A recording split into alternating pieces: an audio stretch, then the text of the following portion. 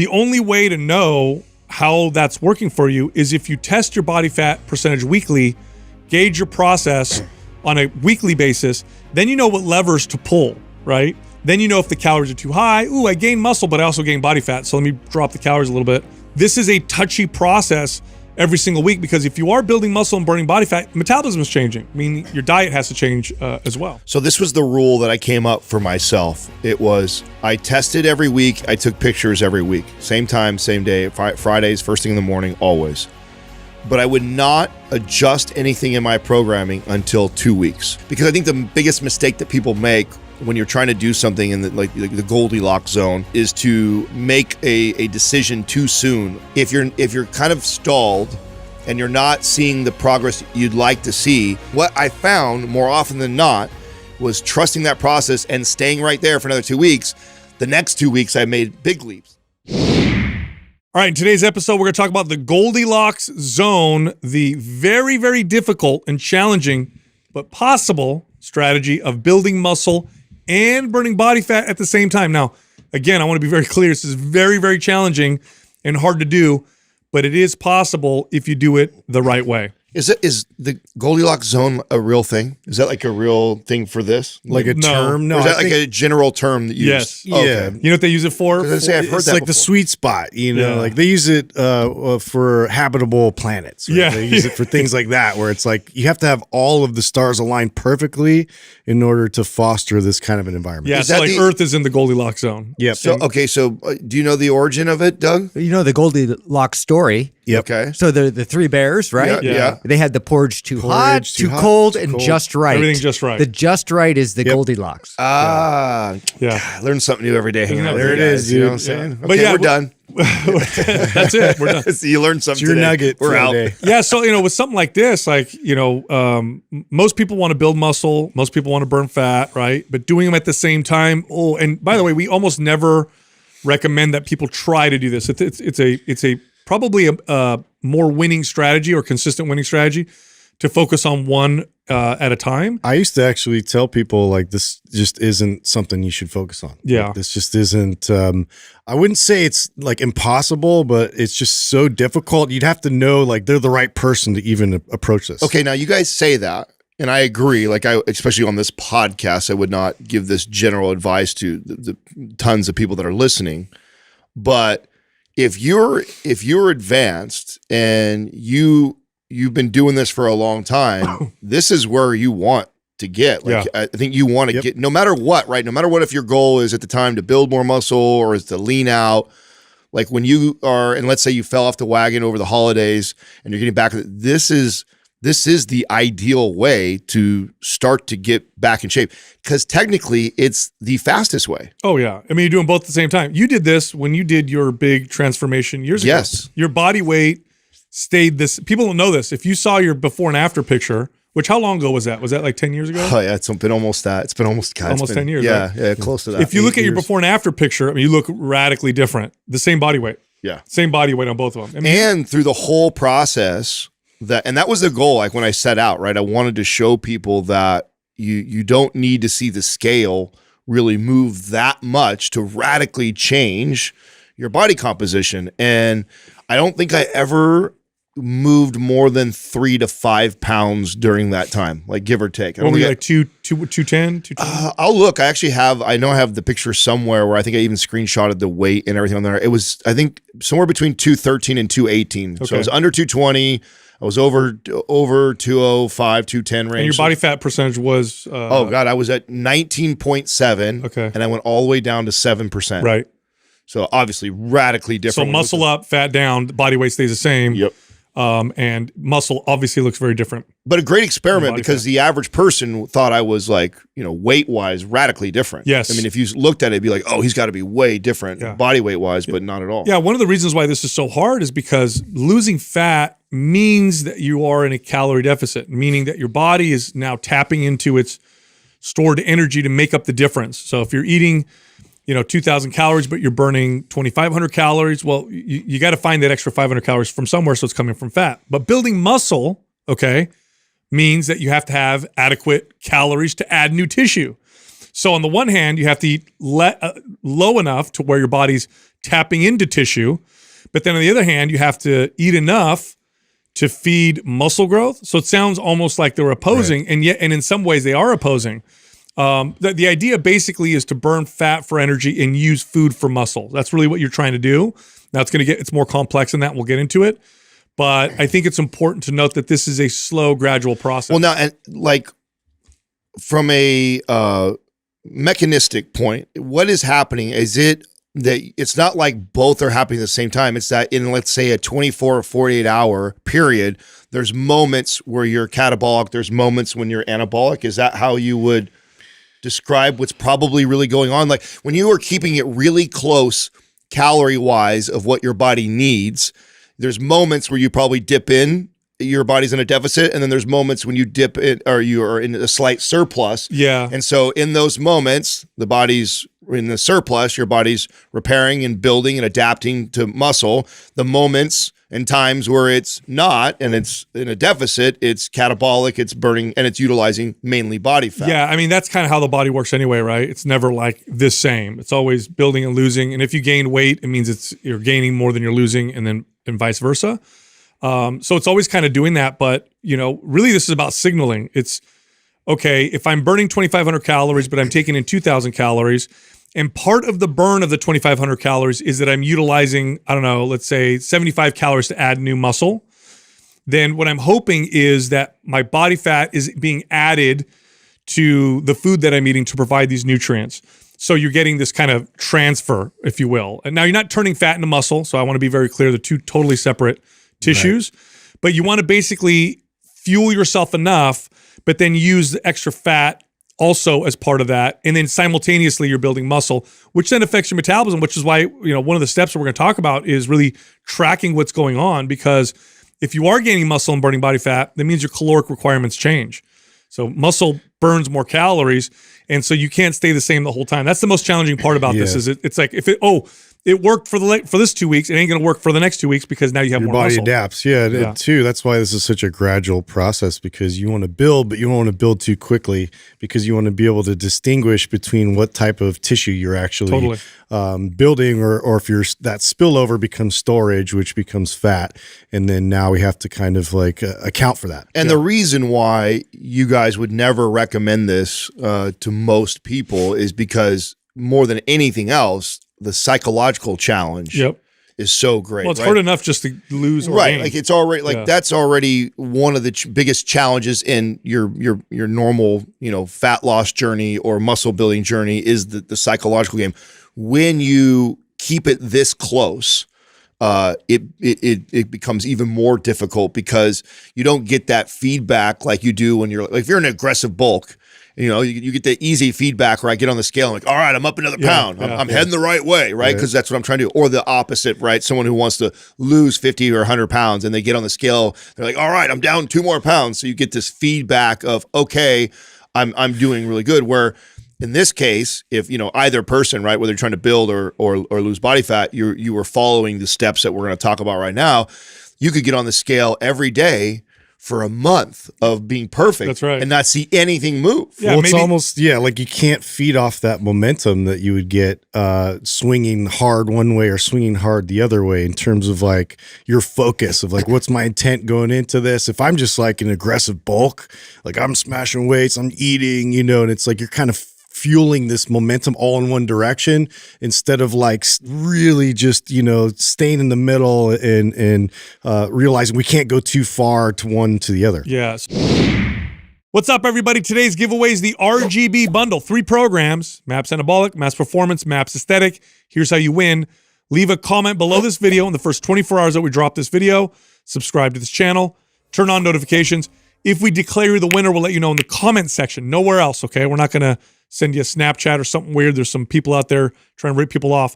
We'll tell you in the comment section if you won, and then boom, you got the RGB bundle for free. Now, everybody else, we got a sale going on this month. We've taken our workout programs, created 3 bundles to kind of meet everybody's needs. Every bundle gives you up to 9 months of planned workouts, exercise demos, videos, what workouts to do, exercises, reps, sets, the whole deal, okay? Everything is planned out in each of these bundles, and each one is up to it's $300 or more of a discount. So huge discounts. Again, it's January, so it's a big month for fitness. Here's what the 3 bundles are. We have the new to weightlifting bundle, the body transformation bundle, and the New Year Extreme Intensity bundle. So if you want to learn more or just sign up, click on the link at the top of the description below to find out. All right, here comes the show. So the first step, this is the most important step here with this goal, is to lift weights. The reason why you want to lift weights or do strength training is because that is the most effective, loudest muscle building type signal that you can send your body. If you do not lift weights and you attempt to build muscle and burn body fat, it's not going to happen. You may burn some body fat, but you ain't going to build muscle. Muscle does not appear on your body without a stimulus, without a reason for it, because it is expensive tissue, meaning it costs your body nutrients to build and then maintain muscle. And without a good reason, your body will never add muscle to your body. And what I mean by a good reason is either a strong outside signal or a hormonal signal or some kind of a signal that says we want extra muscle. Otherwise, it ain't going to happen. So you have to, if this is your goal, if you don't lift weights, it ain't going to happen. No other form of exercise will allow you, and there's more steps, but will allow you to build muscle and burn body fat like lifting weights will. Absolutely has to happen. Well, and then, okay, along those lines, your second point would be the type of lifting you do, I think is really important too, Yes. because a lot of times, especially people that are wanting to reduce body fat, they get caught up in the calorie burn type of training and get focused more on this like circuit-based, high heart rate, constantly moving, constantly sweating. And for what we're trying to accomplish here, I would say that's some of the worst ways you could potentially train, right? Yep. Yeah, no, you got to focus on the loudest possible signal for muscle building exclusively. And there's a couple of those lifts, those compound lifts that really provide, that that kind of stimulus where your whole body is just, geared in that direction towards muscle building. Yeah. So like, for example, a barbell squat in a set to set comparison to like leg extensions or leg curls or other leg exercises, it just builds more muscle. So it's a louder muscle building signal, and you want as loud of a possible, as loud as possible muscle building signal in this process. So those exercises do that, but also there's this problem. Because my calories are going to be carefully, tracked, or I'm cutting calories, I can't waste time and energy doing stuff that's not really going to serve me really well. You got to view your workout as the signaling for muscle and the diet as this is the fat burning part of it. Don't look at your workout as the fat burning. Although the workout does contribute to it, don't view it that way, because if you start to train to burn body fat, then you're going to burn too many calories or send the wrong signal, which is more of a risk actually. And then your body will actually pare muscle down. It's very common for people to go lower calorie to lose weight and simultaneously lose muscle as well as body fat. In fact, that's more common than not. Well, this is also the reason why during this process, I did no cardio. Yeah.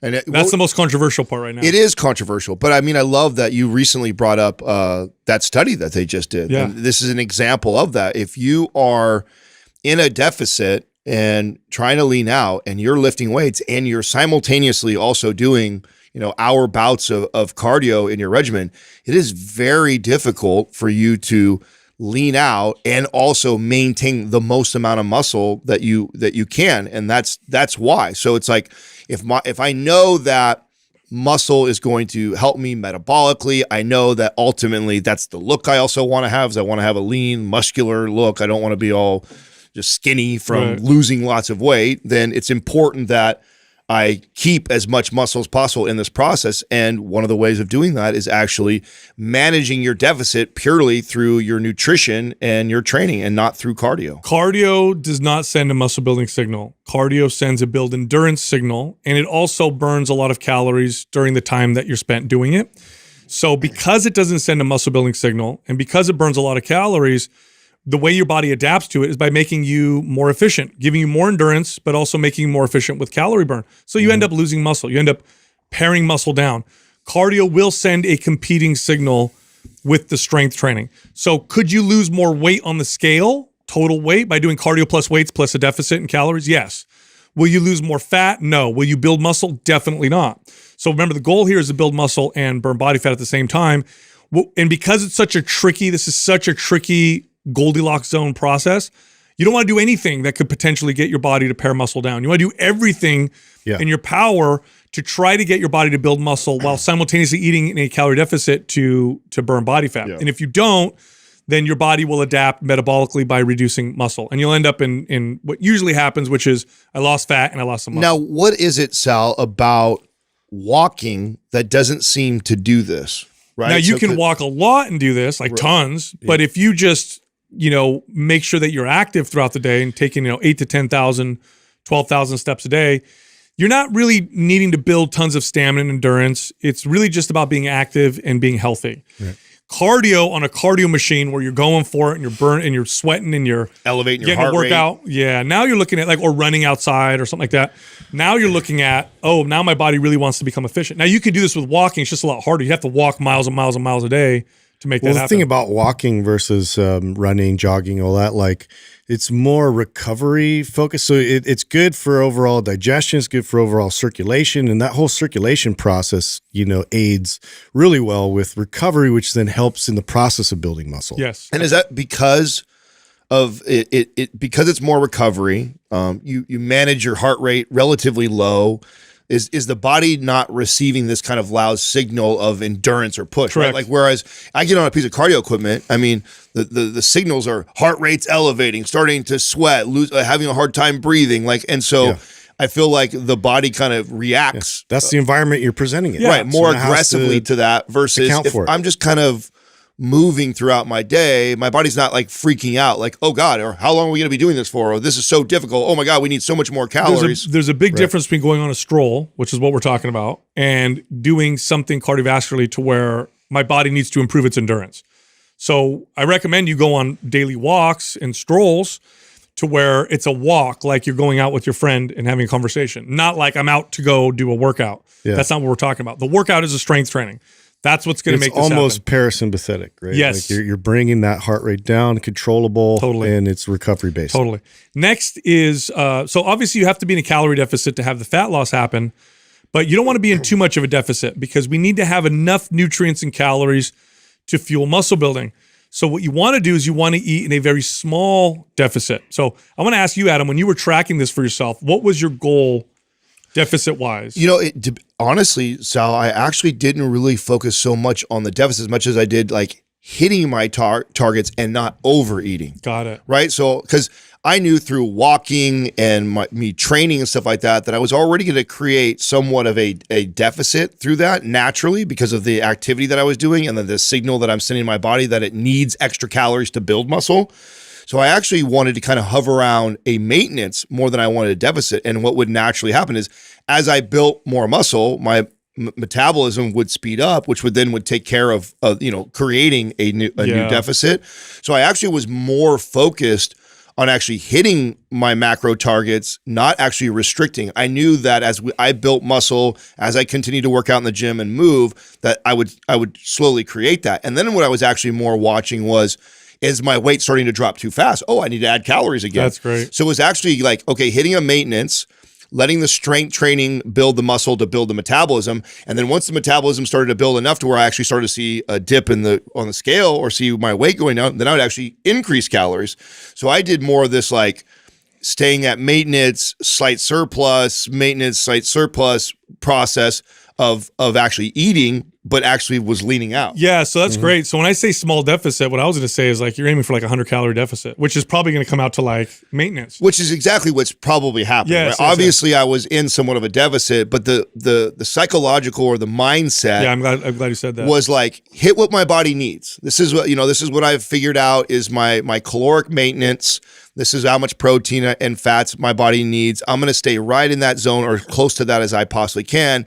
I know that if I'm just really getting started back into weight training, that I'm going to start lifting these weights and it's going to send a signal to build muscle. And I'm going to need that potential, maybe even surplus of calories to build. And then what will eventually happen is that I add 1-2 pounds of muscle, the metabolism will speed up. And then I'll start to see the scale go down or me leaning out. And then that was always my indicator of, time to add more calories. That's awesome. That's why the next one is to interrupt with some small calorie surpluses. Exactly what you did, right? Where I would recommend someone do 5 days or 6 days of a tiny deficit, which almost feels like maintenance. and then a day where you're now in a slight surplus. So 100 below, and then maybe 100 or 200 above for a day, and then back to below. And then, of course, reassessing. Because as you continue to reassess, if you're doing this right and gaining muscle, because at the end of your journey, your metabolism was faster. Oh my God, yeah. No, I think when I started, I was eating around, I think about 2,800, and I don't know, I can't remember exactly, but I believe it was right around 2,800 to 3,000 calories was about where my maintenance was. And then by the end of this, I was over 4,000. Wow. So, and that was just, and very slowly, man. It was almost a year later. I'm so glad you said that, because had you stayed at 2,800, it wouldn't happen. Oh, definitely not. I definitely would not have built muscle. I mean, I might have slowly kind of leaned out, but if I did not get to a place where I was eating that many calories, I would not have also added the muscle that I had to speed the metabolism. Was that a psychological challenge? Because I know a lot of people that go through like that surplus mode and then they interrupt it to, you know, break it up and do like a deficit and then come right back. It was such a mind fuck, but it also was one of the coolest experiences for me for being a better coach, because I was so dialed in on where my macros needed to be that I knew I was doing the right things, right? But then there would be moments where I would get this feedback of, I'd wake up in the morning and I'd look a little bloated, or I'd look like I didn't get leaner. I look like I got fatter overnight, or what seemed to be, it felt like overnight. And then I'd actually get on the scale and maybe even see the scale had gone up a pound or two. Wow. And so it really challenged that, oh my God, you know, do I know what I'm doing? Am I eating appropriate to what I'm training like? And, oh, should I cut? And what I do is like, no, I have to trust the process. I have to know that I've already calculated all this out. I'm in the right place. And then it would be like 2 or 3 days later, all of a sudden you'd see that come out. And what it was my body just holding on to water. And that little bit of holding on to water while you're also trying to lean out is such a mind fuck. And so it really opened my eyes from a coaching perspective of, God, how often does this happen to our people? Oh yeah. How often do you abandon it because of those signals? Yes. Right? And you know what? When you're in that position, this is from like the client's perspective, I don't care how smart your trainer is or how much you trust them. There's nothing they can say to you to make you feel different about what you see. Because I knew what I was doing, knew it was right, but would see it and it still messed with me, because I'm going like, no, I'm looking at this mirror right now and I know what I look like yesterday and I look worse today. Yet I trained, I ate the way I was supposed to, but I woke up. And so, you know, your body's ability to retain and hold water and to look a little bit different day to day can be very deceiving for even the experienced person, much less the average person who's going through this. I like that. Yeah. So I'm so glad you said that. So basically you're going for a small deficit most of the time, and every once in a while you'll do a small surplus. But the key here is it's small. There's nothing massive in either direction. Now, along those lines, you definitely want to eat a very high protein diet. 1 gram of protein per pound of body weight, or even a little more. Yeah. Studies are pretty clear on this. When people are in a calorie deficit, but their protein intake is high, even if they don't strength train, they lose less muscle. If they strength train, they end up building more muscle. So the protein aspect is going to be very, very important. So take your body weight and say, okay, that's my goal, to hit that many grams of protein per day. And that'll make a huge difference. Of all the macronutrients, that one makes the biggest difference. Well, this is so important, right? So that let's say I'm hitting my calorie goal in order to quote unquote build muscle, but my protein take is so low, my body might not, right? That's right. I mean, like, so I could literally, let's say my number is, 2,900 calories is what I need to consume a day. And I hit my 2,900, but my protein's at 30 grams or 50 grams. The likelihood that the extra weight that my body potentially holds on to or adds is not going to be, that's right. It's not going to be muscle, because I'm not giving it the right macronutrients in order for it to adapt and build muscle. But I am giving it a surplus of calories. So those actual additional calories may end up getting stored as body fat. Is that right? That's it. Yeah. Muscle, your muscles are made up of amino acids. Now there's the fat and carbohydrates play a role, because it's more complex than what I'm saying. But this is pretty clear. This is one of those things with diet, because diet can be murky, but this is very clear in diet that a high protein intake in a calorie deficit is phenomenal for muscle. And since we're talking about building muscle while burning body fat, like you absolutely have to do this to really make this a reality, again, because it's so challenging. The next thing is we're going to talk about our carbs. Carb cycling can be really valuable during this process. Now, it's mainly because when you're looking at your total calories, especially if you're trying to be in a small deficit, calories are made up of proteins, fats, and carbohydrates. Well, proteins and fats are essential, meaning you need to have a certain amount of each just to thrive and survive. Carbohydrates are not essential. So when you're cutting calories, it's easier to take them from carbs because you're not going to take it away from, you're not taking away anything your body absolutely needs like you would from fat and proteins. Now, what is carb cycling? Carb cycling is the process of feeding yourself your carbohydrates around your workouts, for example, to fuel your workouts. Usable energy. Yeah, this is how I would like to do it, right? I like to eat my carbohydrates a couple hours before my workout so I have the fuel during the workout to fuel the strength building, muscle building process. And then maybe the rest of the day, my carbohydrates are lower because my calories are lower overall. That's one of the main ways. So when I did this, the way it ended up working out was like my medium carb day was basically caloric maintenance. My low carb day was a deficit. And then my high carb day was a slight surplus. So proteins and fats are almost the same. That's right. Proteins and fats are the same. Carbs is what I manipulated.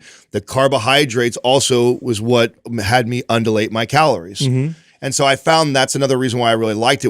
It was an easy way to actually do that, and just by following these macros. And I'd have these days where I'd get the carb surplus. Obviously love those days because I'm eating additional calories.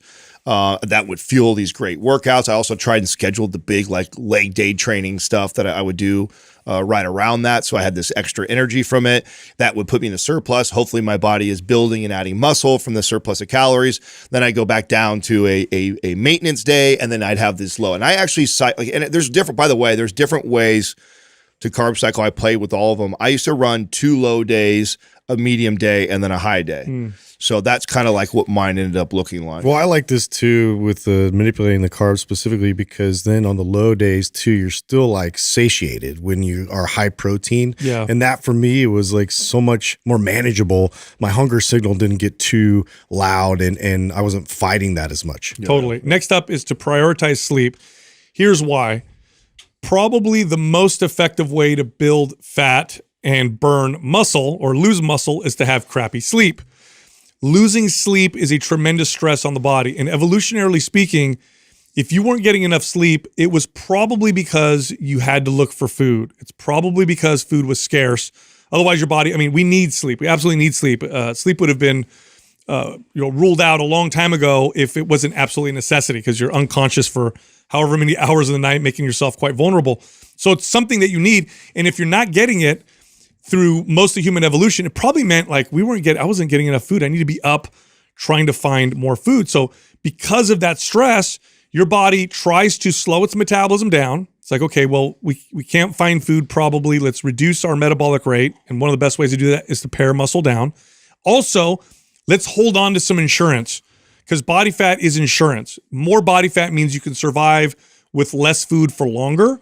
So your body actually, what it does when you lose sleep is it modifies its hormone profile to get rid of muscle and to burn, to build body fat. It also will change your cravings to do so. You'll notice after one night of poor sleep, you crave foods, you have more of a sweet tooth, more palatable foods or things that you want, both because they make you feel better, but also because your body's trying to get you to eat more because of that stress. So poor sleep will kill this 100%. You got to prioritize it. I can't help but think and refer back to when we were speculating about why all these bodybuilders were just getting massive and they would go to that place in the Middle East. Yes. And we thought that maybe there's some crazy myostatin they're on or whatever. Yeah. But really the feedback was that, yes, they're on anabolics, but really what transcended their physique was the fact they're so regimented with their sleep and they're so regimented with their nutrition, and it's like completely scheduled and dialed in there with no interruption.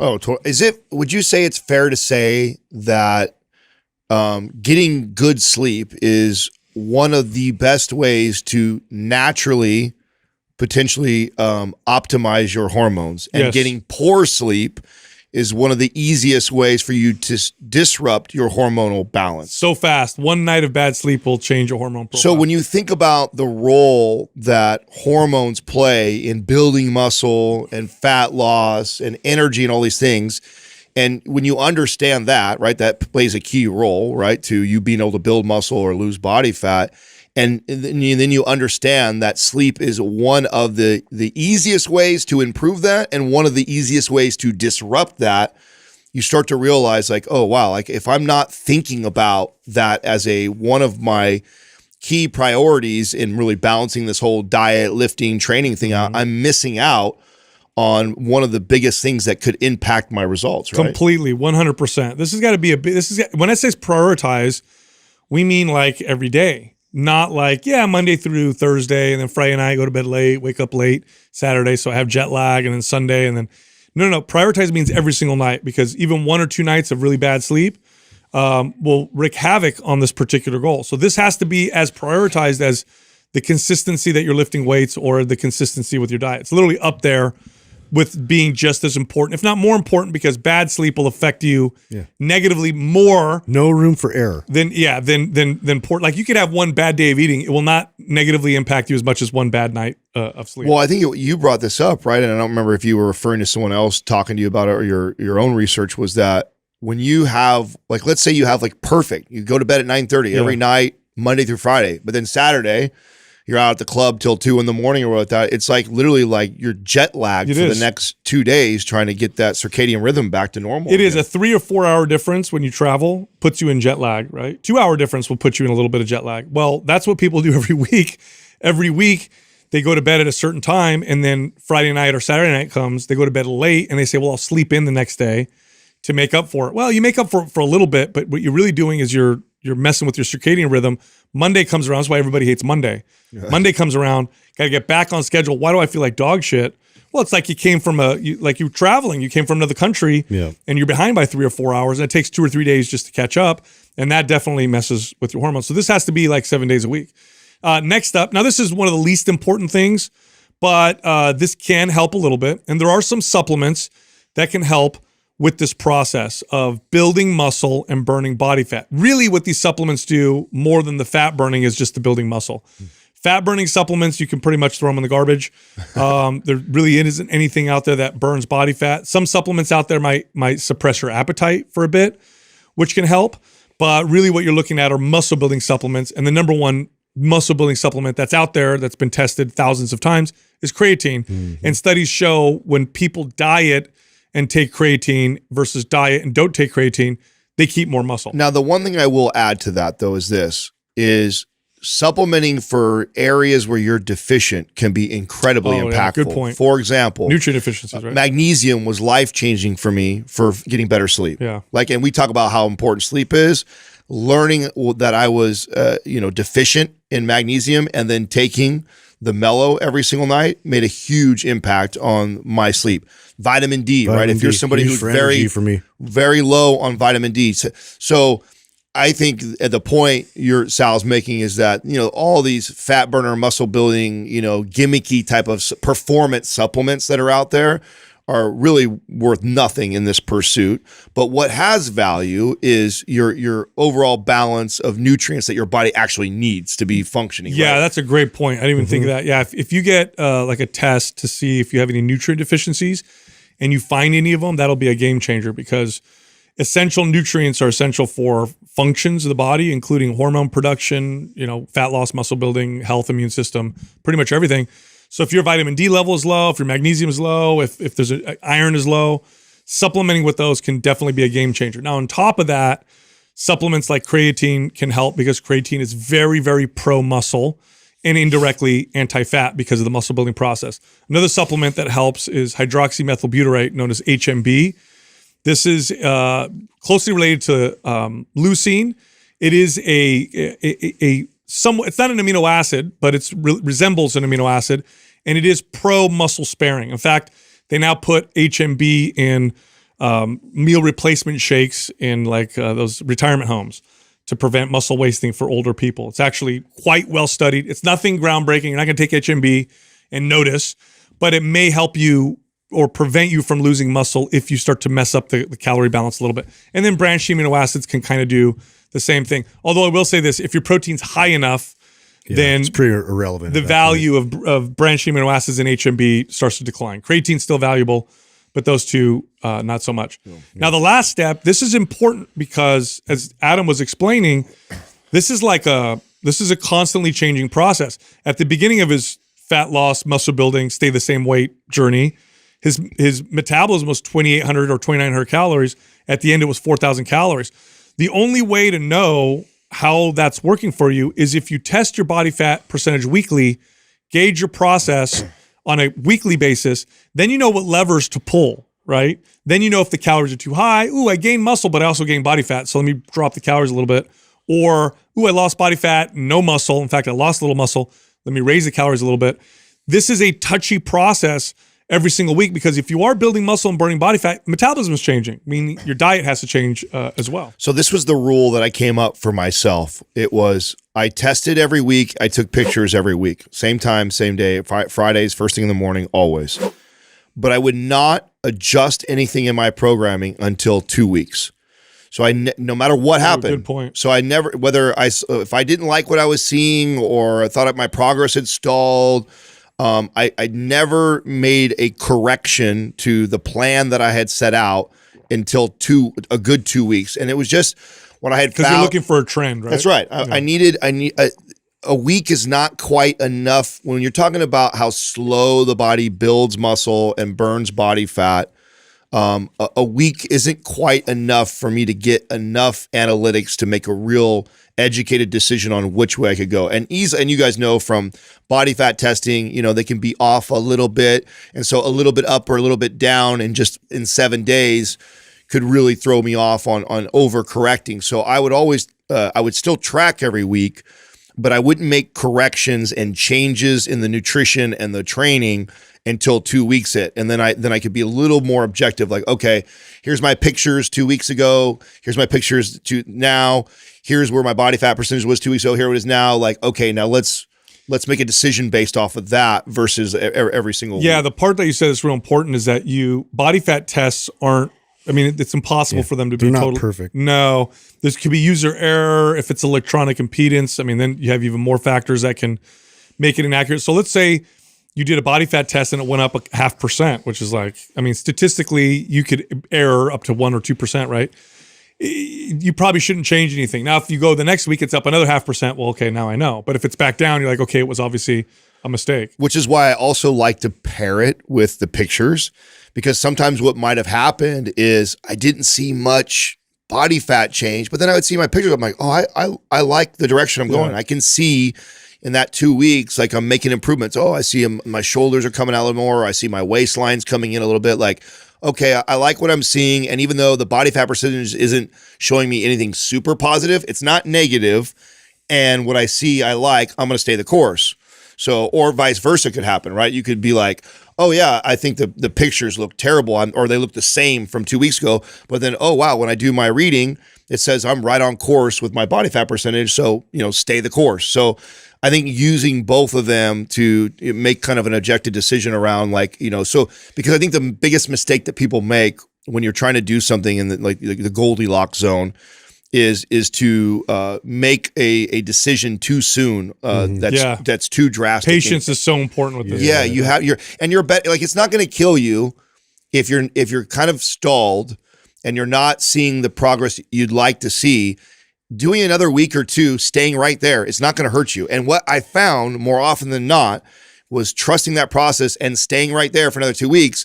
The next 2 weeks, I made big leaps. Kind of weird how the body works like that. Like, it's kind of like how we talk about how kids grow when they're little. It's like it's not like they grew 3 inches. There's some resistance there. Your body. Well, sometimes they'll have no growth, right? You remember it's all in spurts. Yeah, and then all of a sudden there's a spurt where, I felt the same way about 100%. The pursuit of building muscle and losing body fat is sometimes I'd have just not a great week, but my eating was perfect, my training was perfect, but then the results were kind of meh.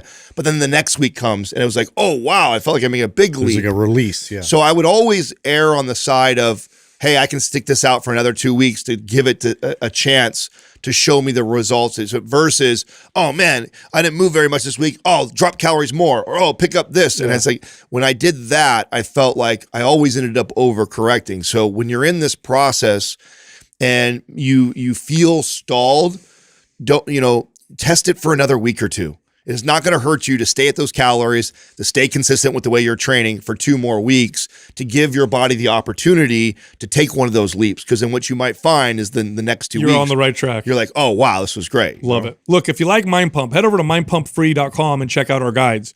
We have guides that can help you with almost any health or fitness goal.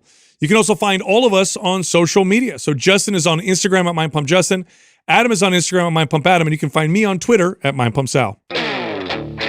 Today, we're going to teach you everything you need to know to build a strong, well-developed chest. When I think of weak points and areas that I struggled with developing for a really long time, chest was up there with the Yeah, it was for me. It was for me for sure. I got more caught up in the weight I could lift versus how I was developing my body. I think it's one of the most challenging muscles to develop for most people because the form and technique.